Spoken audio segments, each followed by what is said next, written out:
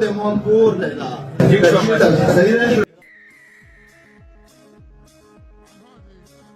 سلامونه دوستانو، تاسو د شاهد افریدي دغه ویډیو وکتله. کوم چې دی پرون تللی د خیبر ته او هلته یې د کوکي خیل کوم له مشرانو سره لیدلی دی، نو هغو ته یې بیان کړی ده. نو د دې بیان په دوران کې ملک نصیر خان هم موجود و. ملک نصیر خان یو هغه نډر انسان دی کوم چې په خیبر کې د پښتون قامي جرګه رابلل سوې وه او په هغه جرګه باندې پولیسو اټیک وکړ، حمله یې پرې وکړله او تاسو ټول شواهد ولیدل.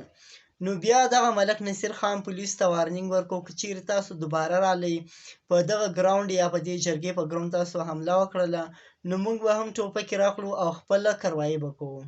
نو بیا تر هغه بعد کې حکومتي ټیم رالی او د جرګې له مشرانو سره یې پرېکړې ومنلې او هغو ته یې د جرګې کولو اجازه ورکړله. نو دا د شاهد افریدي فارونۍ وینا ده. کوم کې چې ملک نصیر خان ویډیو والا ته ووایي چې ویډیو بنده کړئ، خپل میکونه واخلئ، ځکه ورته ویل چې د ده په وینا باندې هغه پوه شو چې دا وینا زموږ لپاره نه کوي، دا د یو چا په خوله باندې دلته راغلی ده او دا خبرې کوي.